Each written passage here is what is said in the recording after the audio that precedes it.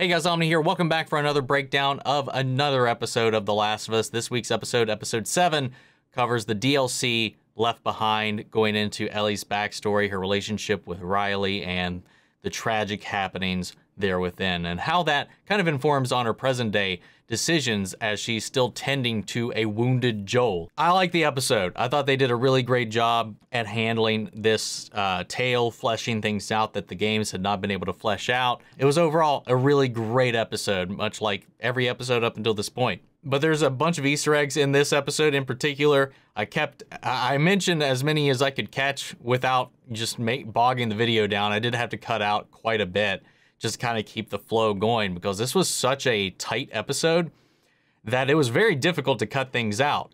And understandably, this had to have been a nightmare for them to edit as well, because this episode, there's not really any downtime. There's not any moments that didn't contribute to the story that was being told.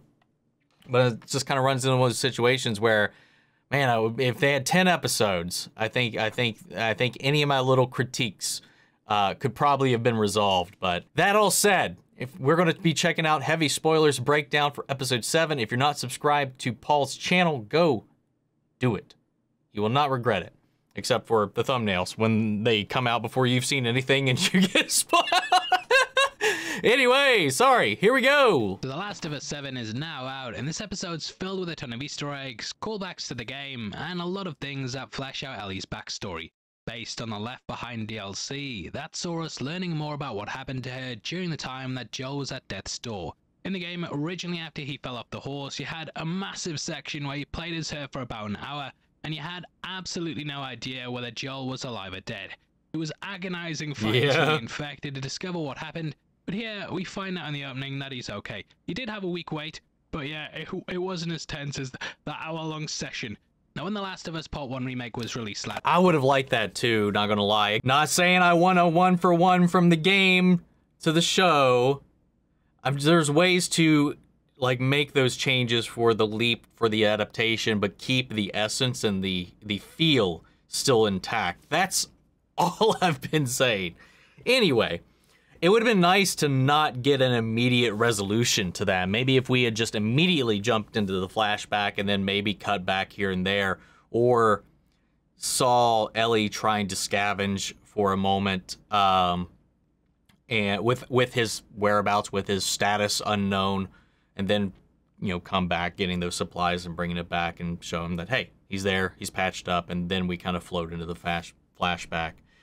And I think we could have probably gotten something like that if we weren't crunched for time. That's like my speculation in this, because all the reasonings for things they have changed, and a lot of changes I think improve upon the game, but there's some things that they've done that have removed some of the agency tension and such from some of the more impactful moments, I would say. But it doesn't hurt the show overall. It's just a minor nitpick. Last year, I was thinking that they might add in the Left Behind chapter so it happened in chronological order. They didn't know, and Sandman's the only show I've seen come with DLC, so they dropped it in here where it should take... Oh my god, that's great. I love that callback. If you guys haven't watched The Sandman, definitely do. Because what he's referencing there was the season itself, as advertised and originally ran, was 10 episodes. The episode 10 was the finale, but like a week or two later, they just randomly dropped all of a sudden an 11th episode. That is standalone. It doesn't continue anything. It's its own little pocket of stories. It's beautiful. But yeah, it was the first. I gotta say, I gotta agree with that. It's one of the first times I've ever seen a show technically get a DLC after it released. Place in the story. However, they do skip over a big part of it, dealing with Ellie searching for supplies. In the game, the story was split in half, and we ended up getting 2 scenarios set inside a mall. Throughout the DLC, you jump back and forth between the two, and in the first you saw what we get in the mall with Riley. In the second section, it was a completely different location set in the present, where you followed Ellie as she looked for supplies. This took you to a crashed military chopper in the area, and you found that the mall was teeming with infected. After getting the supplies, you made your way back to Joel, which is where you had to protect him from hunters who were out for his blood. Now we start off with a snowy abandoned neighborhood, which we learn is where Joel and Ellie went to after them all. Upon returning home from hunting, you saw that Ellie had hitched up somewhere like this, and they really managed to recapture the look of the location. Similar to the source material, we find Joel in the basement on a mattress, and Ellie's been doing DIY surgery in order to try and heal him. In there we can also catch an empty tool rack, and these have all been taken and likely used for weapons. It reminded me of the kind of houses you'd find in the game where everything had been picked clean, because I'd been spamming the triangle button. Now Joel tells her to go to Tommy, and last week we'll get to it. His worst fears come true, and he's put her in a lot of danger and is now holding her back. Joel is very much the kind of person who would just ditch someone who was in this position, because in this world, it doesn't really allow for hangers-on. As she puts the coat on him, I think we see genuine love in his eyes, and he realizes this is more than what he's had before. He drops a tear, man. Really like you see it creeping down his together because cheek. They were both good at surviving. He very much sees Ellie as a second daughter though, and she views him as the father that she never had. Now we sort of get a similar plot device to Left Behind, and as something new happened in that, we then cut to the past. Ellie's about to step out of the basement at this point, and we flash back to her in a Fedra training camp. Yeah, we can see that she has a Walkman, and this is something that she also had in the comic. I have that same Walkman in my drawers over here. An important band in the franchise, and the song Future Days was a thing that constantly popped up throughout.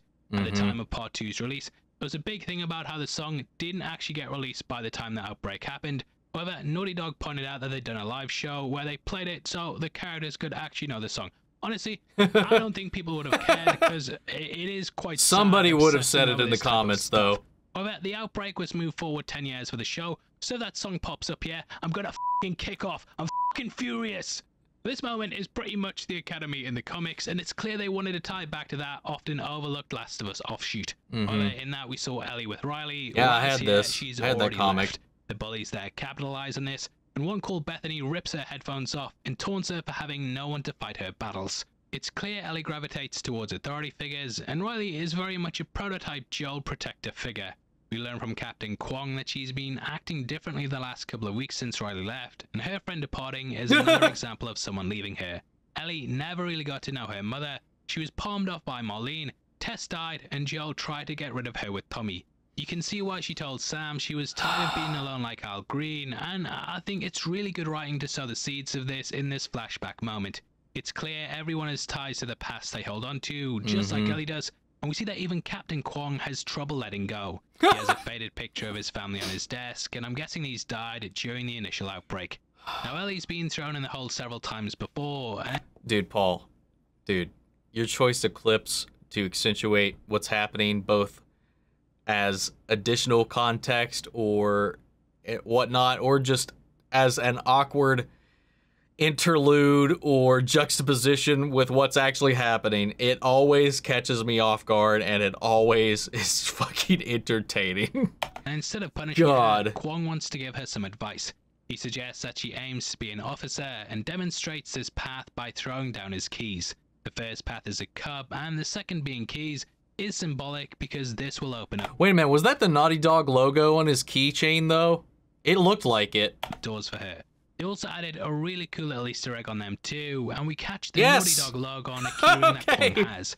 Now this conversation and scene is very much another side of Fedra that we haven't seen before. In the game, they are pretty much always your enemies, as are the bandits that you encounter along the way. However, the series has shown things from their point of view, because in the game, we were locked to Joel and Ellie's perspective. Really shows you all these kinds of points of views, and it allows you to actually sympathize with them. Kwong believes that Fedra is the only thing holding the world together, and that if they go down, the world will fall apart. In Kansas City, we saw what things were like if Fedra were ousted, and the people there were carrying out murders and just doing horrible things. Fedra also helped to push the infected underground there, and Kathleen's need for revenge unleashed this on her people.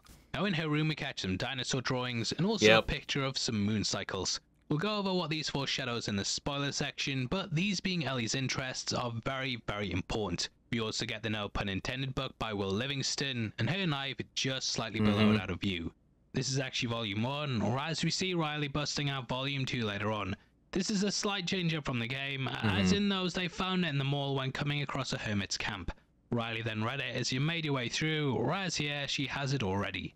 Yeah, Winston was the hermit, because they knew his name, they knew of him too. I assume that that was changed up because they get the alcohol there, which they leave. But like, I think they just made it that dead guy in the hallway that collapsed through the floor. God, that caught me off guard, but it was hilarious. Oh, I got something else. We also catch Ellie reading a Savage Starlight comic, which I think is titled Negentropy. Anyway, in our episode 5 video, we talked about how these were collectibles that you'd pick up in the game, and the Negentropy issue was something that you came across on your travels. We see the inside of it being a big action scene involving a man and a woman busting their way into somewhere. Probably reaching, but I think this is very much how Ellie views her and Joel, and the guy in the book even looks slightly similar to how he does in the game, doesn't he? Well, either way, her room is very empty since Riley left. However, it's not too long until she returns, but we get another tour of her all room kinds of space-themed posters, though. By Aha foreshadows a great moment in the second game, and the Etta James one plays into this episode later on. I Got You, Babe is a song we hear Riley and Ellie dancing to at the end, and this music was also what they jammed away to in the mall on Riley's fateful last night. Originally by Sonny and Cher, which I have. You also see a poster for Mortal Kombat 2, and this makes a big return later on in the episode. During the third entry, we saw as Ellie and Joel came across a cabinet for it, which in the game was a fighter called The Turning. This started a character called Angel Knives, but with the show being a Warner Brothers property, they have the rights to use the Mortal Kombat characters. I think that the game developers likely knew this was going to be an Easter egg in advance, and in the recent Last of Us remake, they actually added in a Mortal Kombat 2 poster. Riley then climbs in through the window, and she ends up sticking her hand over Ellie's mouth. This is slightly different to the game, as in that she pretended to bite her. This of course foreshadowed her fate, and let's play the scene side by side so you can see what they kept and also what they changed.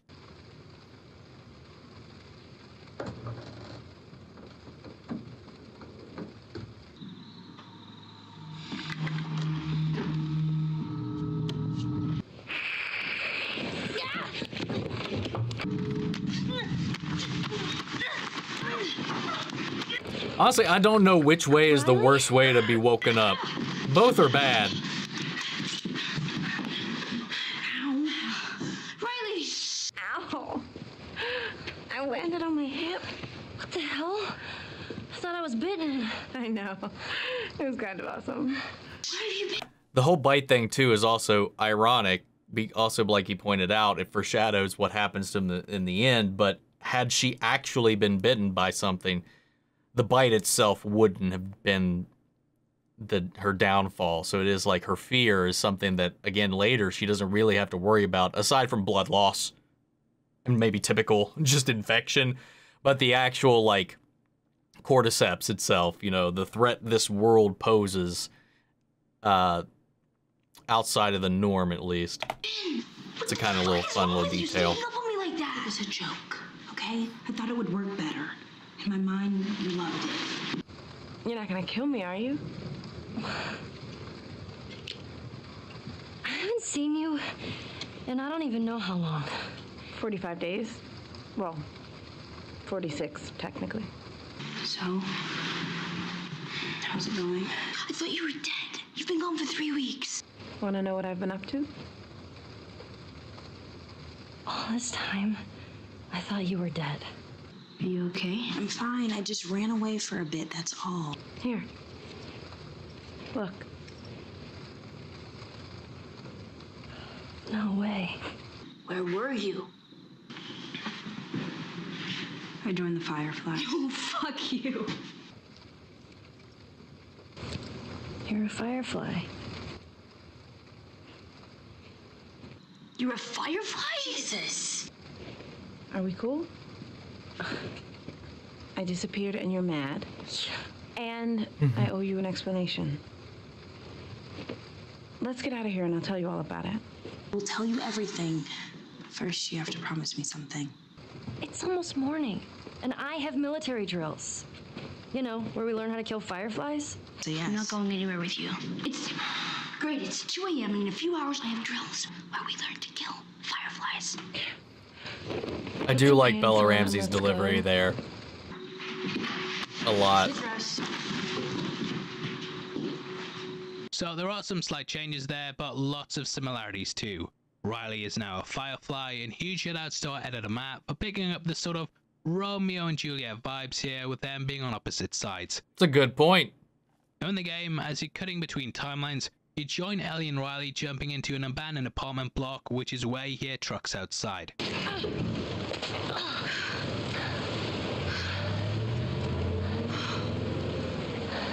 Oh man, that was close, huh? However, here we see them very much moving through the streets as trucks travel through looking for people breaking curfew. They eventually go down into an alleyway and then into this, which is when they bust out the torches. Ellie's doesn't work and she has to hit it, and in the game from time to time you'd have to shake the controller when your light was going off. At this point in the game we learned how Riley became a Firefly, which I'm gonna play with the show version so you can see how things slightly differ. Remember that Firefly you bit and stole his gun? Yeah, I remember him. That's Trevor. I saw him walking down the street, so I tailed his ass. One night, you were in the hole. I got bored, so I snuck out. I followed him into this alley, and all these Fireflies ambushed me. They took me right to their hideout, to Marlene. I was on my way back, being stealthy like I am, and this chick popped out of nowhere. Chick like our age? No, like 40. Were you scared? Terrified. I thought this time she would actually shoot me. But instead, she just says, "What took you so long?" Whatever, anyways, old. She said she was impressed watching me sneak around, avoiding guards. She was expecting me. And she just made you a Firefly? Something like that. And she asked what I thought about Fedra, so I told her the truth. They're fascist stick bags, and they're the ones that should be getting hanged for their crimes. That whole almost killing me thing was a test. She wanted to know I was committed. Oh, She's like, all right, if you want in, you're in. that's it? Now in the show, the woman she's talking about is clearly Marlene. It does seem way sketchier in the show interpretation. Like, I get what she's doing, like the whole like almost killing you thing is like a real test. Like, I don't know, the show when like I was kind of like, that's it? Just like Ellie was there, I was like, that's very unsafe protocols. And who recruited her personally, whereas in the game she was brought to her. It makes it seem like Marlene's been keeping an eye on Ellie for a long time, and that she's noticed those around her too. Potentially, if Makes she had sense. someone on her side that was close to Ellie, Ellie would be warmer to her, and it also explains why the Fireflies didn't immediately kill Ellie when she was bitten. Marlene has a close attachment with Ellie, and her plans to keep her safe and knowing Riley might have helped with that. However, it could also be the reasoning why she shipped Riley off, as she didn't want her running away with her friend. We discover later on that Riley actually asked if Ellie could join her. That's a but good Marlene point. said no. She just wanted to keep her in the QZ, and potentially they may have moved Riley for that reason. Now in the apartment block, they also find a guy who's seemingly overdosed on pills. Ellie and Joel of course come from the same QZ, and it's possible that Joel even sold him these, as they are similar to what we saw him dealing in episode 1. It could be teasing the danger that Joel has around him, and how his actions have a negative effect on people. Now, a body lying against a wall like this is also something that very much foreshadows the infected later on.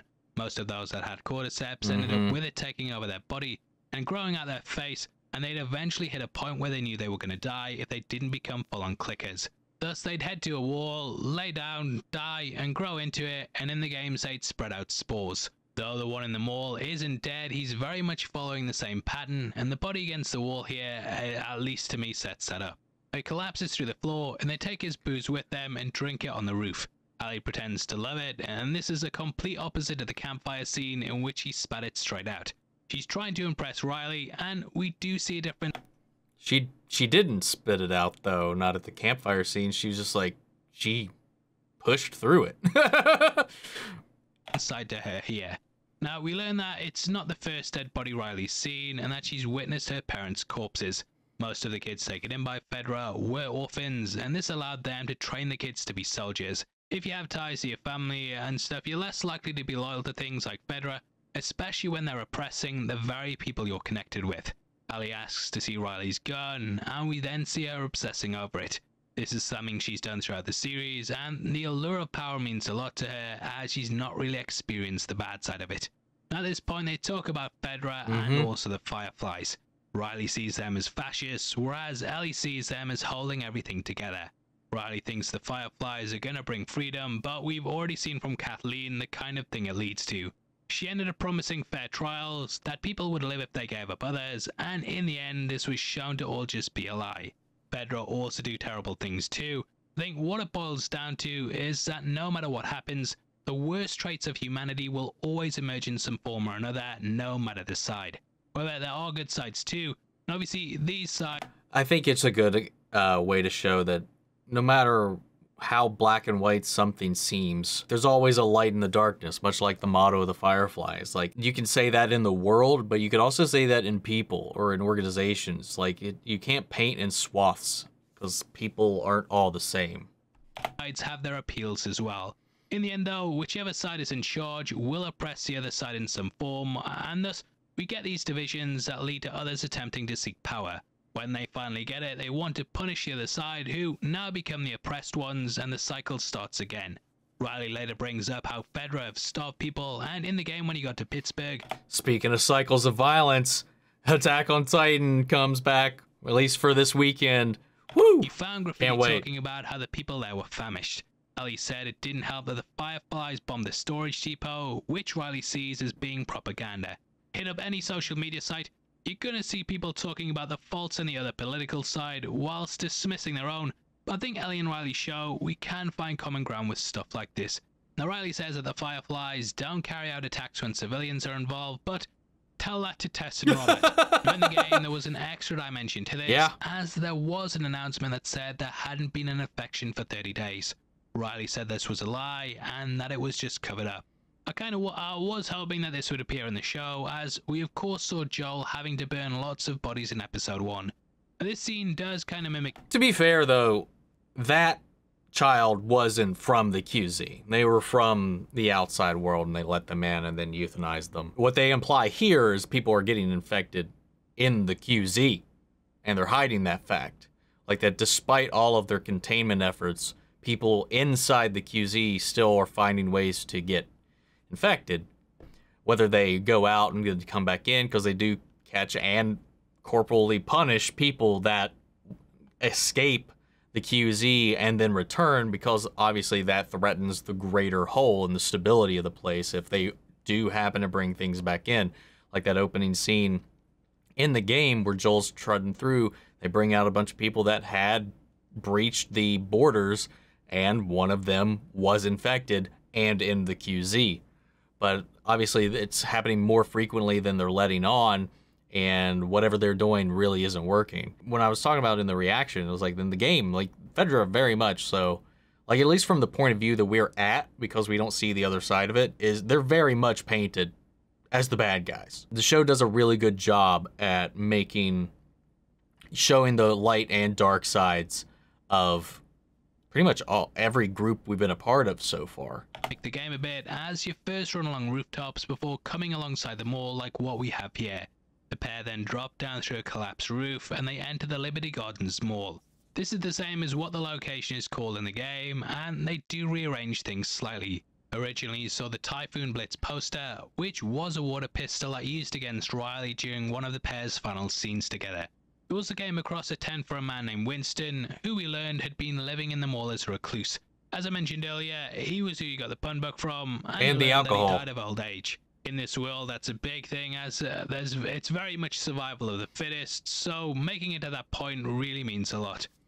Though they only drink it in the tent, and then they don't actually take it with them, from what I remember, though. From here, you went to the Halloween shop, and then you threw some bricks at some car windows to see who could smash the most. The winner smashed the like button as well, and then from here the characters turned the power on and went on the merry-go-round. I love just the integration of the smash the like button so naturally in so many of these videos. I love it. Good job. There's some quick wit that comes into that. Yeah, though, they flip the power on first before they head into the mall. So, turns out, the whole city has power. They just flip the circuit breakers. All you gotta do is flip it back. So, turns out when Fedra connected that block up to the grid, this place got connected too. Not that they know. Now at this point we get a scene that's very reminiscent of the game, with Ellie opening up a door into the mall in which we see it all light up. We also have a play on the escalator scene which pulls directly from that. Check me out, man! This is so cool! Whoa, Insert Mitch Hedberg joke here. This is the first wonder on the date now, and from here we catch a poster for Dawn of the Wolf Part 2. Like Curtis and Viper 2, this was a fictional movie within the Last of Us universe, and here's what they had to say about it in the game. These posters are everywhere. I saw this right before the outbreak. You did? Does he totally gut her by the end? Nobody gets gutted. It's a dumb teen movie. Who dragged you to see it then? I don't know. I wonder. Just stay focused. Right? I also love the little back in 5 minutes sign, and it shows just how much people were caught off guard. Guy just popped out for a poo and didn't end up coming back. Everything happened really quick, but at least people had time to loot Foot Locker, and probably also get loads of toilet paper. We also get an added lingerie scene with Ellie trying to smarten herself up after Riley makes a joke about imagining her in it. From here we go to the merry-go-round, which pulls directly from the PlayStation Classic. It's probably the most memorable part of Left Behind, and in the game it's during this that Riley gets out the pun book. Symbolically, merry-go-rounds are a sign of innocence and simplicity that puts people in a loop far removed from the world around them. In literacy works, they're often used as sources of magic and adventure, and carousels like this are commonplace at amusement parks as they bring joy to lots of people. This is just the pair enjoying what for them is our last night on Earth before a major change happens. Though Ellie doesn't know it, Riley is well aware she's meant to be going away, and either way, Ellie's about to lose her forever. Now, similar to what happens in the game, the ride breaks down and it spoils the moment. The fun is cut short, and it's very much foreshadowing the journey that lies ahead. Now, we discover that Riley was about to turn 17, and that she'd been assigned to sewage detail. This is all that Kwong thought she was good for, and you can see why she ended up running away. Fedra and the duties assigned to people were very much prisons themselves, and in this world people didn't really have the freedom to do what they want. No one was lucky enough to just sit around talking about movies all day, and you can see why people gravitated towards the promise of freedom and liberation. Now on the merry-go-round in the game, Riley busts out the pun book, but here they kinda skip over it, save it for later, and just go straight to the photo booth. The show being set 10 years earlier does mean that they can't bring certain things over, and in the game it ended by asking if you wanted to share your photos to Facebook. Neither knew what that was, and instead you got printouts of the photos before the whole thing shut down. In a nice fourth wall breaking moment, you could actually share the photos you made in game to your own Facebook, and that was an awkward conversation explaining to my dad why I was posting pictures of young computer generated girls. Now in both the show and game, we get the little bunny mascot. However, the name's changed up because of the whole Facebook thing. The game has it being called ShareSnap, whereas the show is Starshot because they couldn't have posted it online. With it being set in 2003, yeah, Facebook wasn't around then, and it's genuinely one of my favourite Easter eggs in the entire show, and I love when they put this much thought into it.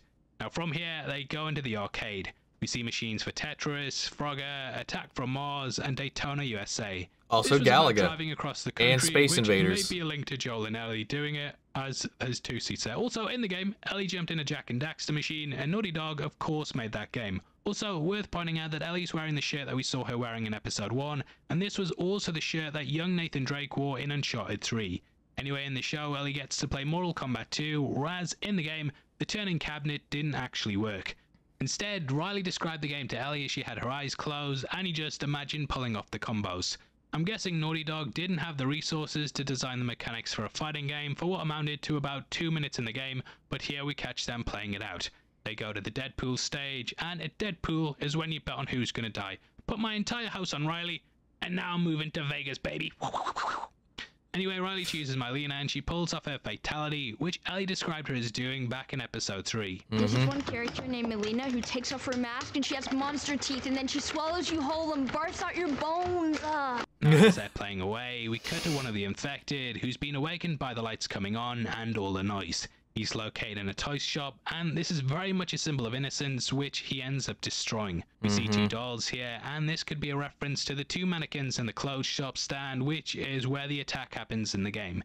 Yeah, they just shrink it down so that it happens in the Halloween store rather than them going there. I think the change from mannequins to dolls, again, is to hammer home this creepy factor, and also the idea that this is Ellie's childhood being destroyed as things drastically change from this point onwards. She's no longer under the protection of Fedra and is basically made to flee the QZ with Joel. Now from here, Riley takes Subway Ellie to Macho Nacho. This is another great Naughty Dog Easter egg, and in Uncharted, Nate asked Elena if she actually used to work there. He came across this in the mall Left Behind as well, and now they've brought it across to the show, with it being where Riley was camped out at. The pun book comes out. Uncharted Cinematic Universe? I'm sorry. Naughty Dog Cinematic Universe? And we hear the ones which also show up in the game. What did the frustrated cannibal do? Frustrated cannibal threw up his hands. I get it! Because he ate his hands! Lay it on me. He threw up his hands. What did the triangle say to the circle? What did the triangle say to the circle? You're so pointless. You're so pointless. Now in the back, Ellie discovers that Riley's been making explosives and that she was actually posted here by the Fireflies. These look identical to some of the weapons you get in part 2, and as Ellie goes over, you can see that on the top shelf there is a Fedra container. They likely were going to put this in and deliver it, using guerrilla warfare to take them out. Riley promises Ellie that they wouldn't be used on her, but there's absolutely no way that Riley could guarantee that. Say Ellie did become an officer, then she would be the kind of person they'd target, and we see how people are very much forced to go against each other. I like the game, we learned this is her last night in Boston, and it plays off the back of this scene. Ellie, I'm leaving! They've asked me to leave. Leave what? Boston. I'm supposed to join a group in another city. They're sending me to a post in the Atlantic QC. I argued with them to stay here. I asked if you could join so we could go together. But you know how Marlene is. Nothing's easy with her. Everything's a test. But Marlene said no. Who the fuck is Marlene? Marlene is the lady that helped me get... It doesn't matter. They're picking me up tomorrow. Tonight's my last night in Boston. Why did you bring me here? I wanted to see you. Why did you bring me here? Because I wanted to see you. No, why did you bring me here? I don't know. Now the Atlantic QZ is also something we hear about in the game when you're in Pittsburgh. Pittsburgh was a city that had overthrown Fedra, and we discover that some of the remnants ended up fleeing and going to Atlanta. In a Halloween store, we see a decoration popping out of a grave, and this is similar to the creature bursting out of the coffin in the game counterpart. Riley gives her the phone book, explaining how she got it, fucking disclaimer that she has at the bottom of the screen. However, Riley says because Ellie never had a family, she doesn't understand.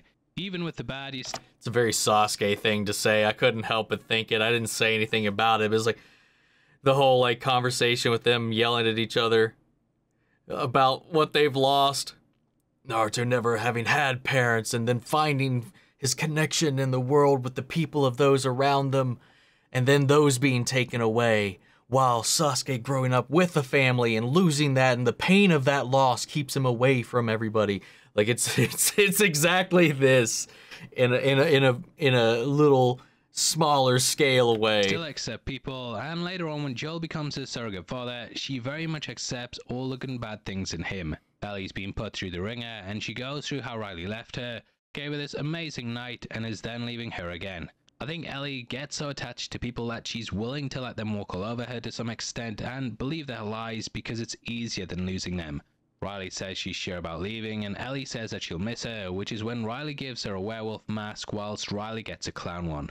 The characters wore both these masks along with a couple of others, and Ellie ended up doing her best roar in the werewolf one, which was a really fun way to start off the mall section.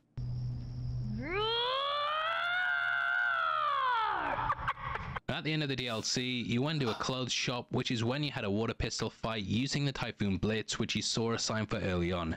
After this, Riley put the tape on, and you danced on top of the table like what we get here. It's side-by-side time, and just be aware that we've muted the music here for copyright reasons. Bit awkward, but that's YouTube. People say that we don't know what love is really to me. Sorry. Really? Come here.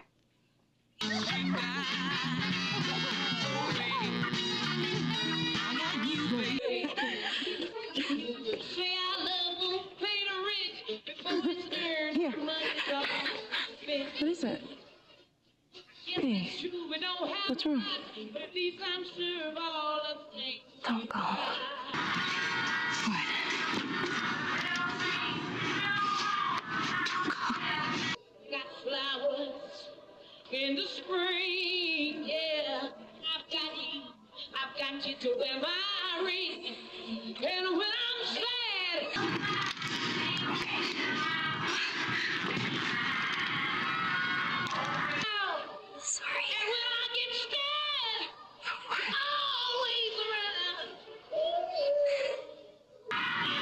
sorry.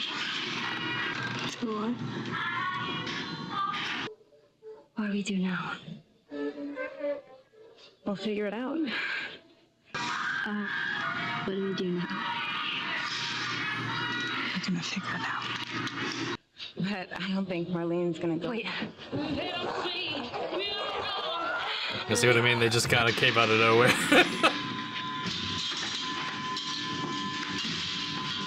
Not like in the game, the moment is ruined by the infected.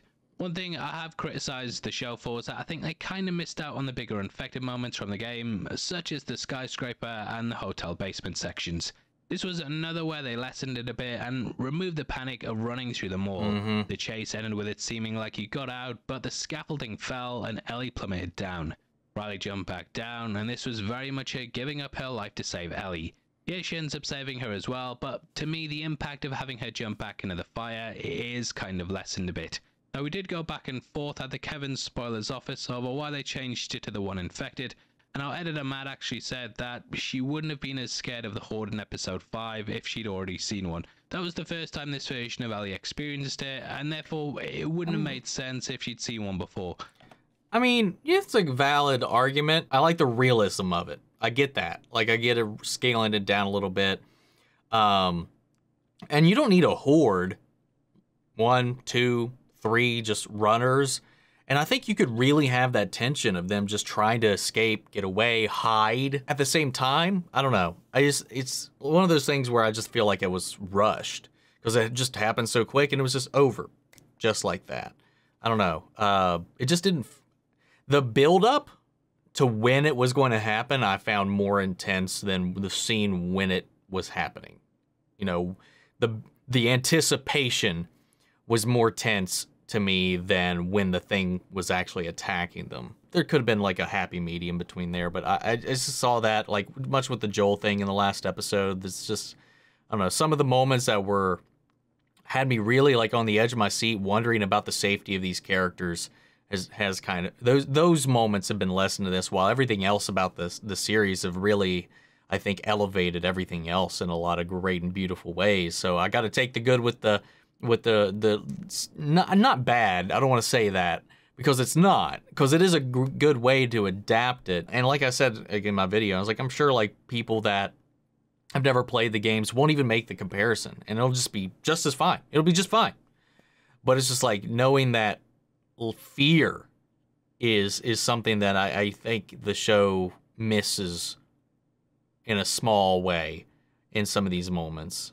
Personally, I think it's just a budget thing, and having to film a chase through a mall would obviously cost a f***ing load, and you'd have That's to what I more said than too. Foot Locker to get that back.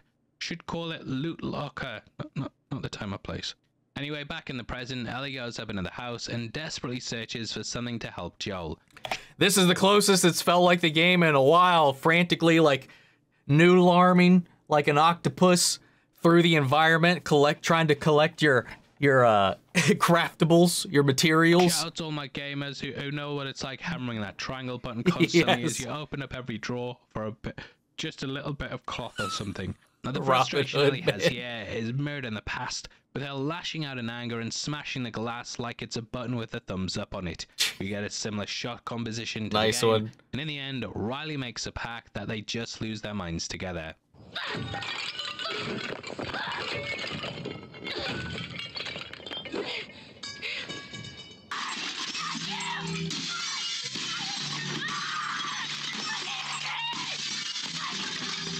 There's some more stuff over there you can break.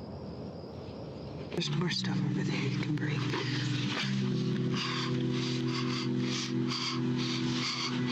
The way I see it, we got two options. The way I see it, we got two options. Option one, we take the easy way out. One, we take the easy way out. It's quick and painless. I'm not a fan of option one. Quick, painless. No, I don't like option one. Two, we fight. Fight for what? Option two, we just keep going. We're gonna turn into one of those things. There are a million ways we should have died before today. It ends this way for everyone sooner or later, right? And a million ways we can die before tomorrow.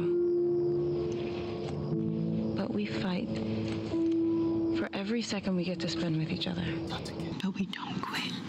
It's 2 minutes. Or 2 days. I don't want to give that up. Whether it's 2 minutes or 2 days, we don't give that up. I don't want to give that up. My vote, let's just wait it out. You know, we can be all poetic and just lose our minds together. We could just be all poetic and shit and lose our minds together. What's option 3? What's option 3? Sorry.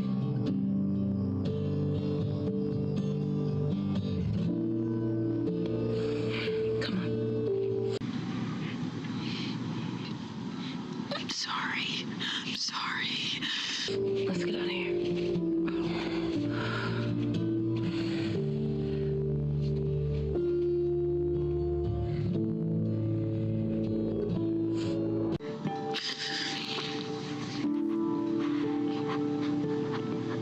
This is also a line reference in the game by Ellie when she discusses her past. Boston?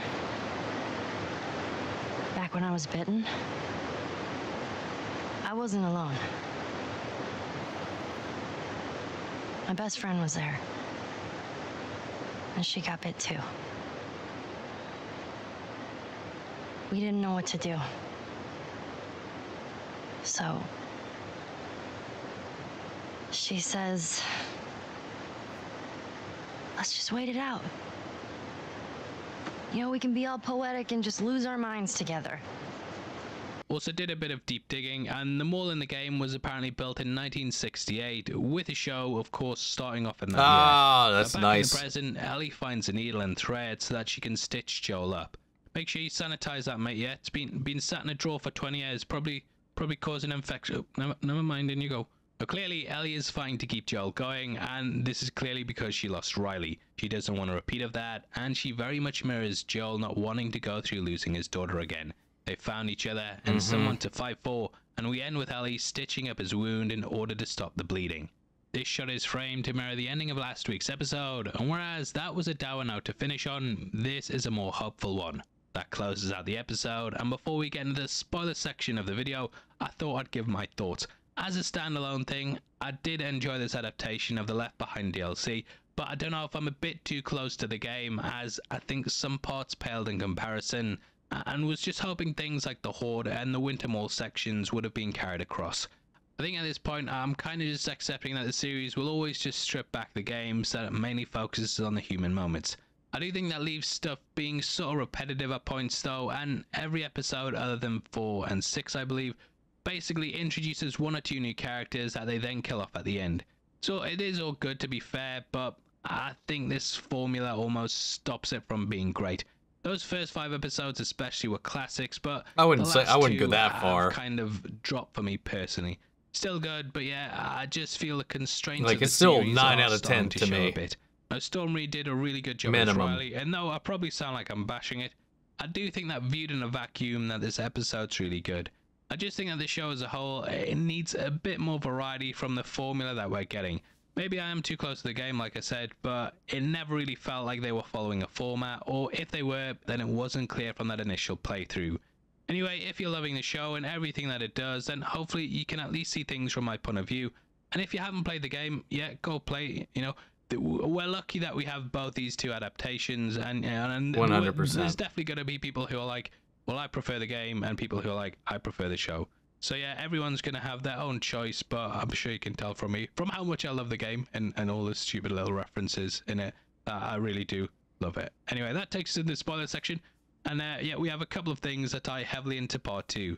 Now, most of the items in Ellie's room have a payoff down the line, Yep. and at one point we catch those dinosaur drawings and also some moon cycles. In the arcade, Ellie also asks if the next surprise is a dinosaur, and these all tie together for where Joel takes her on her birthday. Yep. The pair go to a museum, and this is filled with dinosaur exhibits as well as a NASA one that Ellie ends up getting into. Been through that a number of times, so sorry for constantly repeating it, but they also referenced it around the campfire last week. Now, the AHA tape and Take On Me playing in the mall returns in a big moment during part 2 as well. At one point, Ellie comes across a guitar in a music store, and she picks it up and plays it to Dina. It's a great version, and I wanted to play it in the video, but we got hit with copyright claims, so I can't. But I'm going to serenade you with it now as we fade out. So you've got to either listen to me or click a video on the end screen. Talking away, I don't know what I'm to say. I say click a video anyway. That's a nail, it's okay. Shine it for me. Come on. You'll be safe and sorry. Come on, take on me. Take on me. Take me. All right, wrap it up, Paul. Wrap it up. Wrap it up.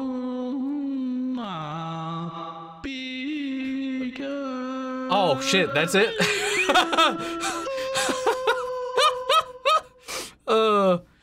Beautiful, beautiful. Yeah, I think we're coming from the same place on this. And like I said, I think people that can go into this and view it isolated are not going to have any of those issues. I can't imagine so. And it's not just like the loud bang, bang, boom, boom gameplay of it all. There's like meaning behind a lot of those sequences that invoke emotion, that evoke a feeling, and that feeling is like dialed down to like a 2 to me in some ways.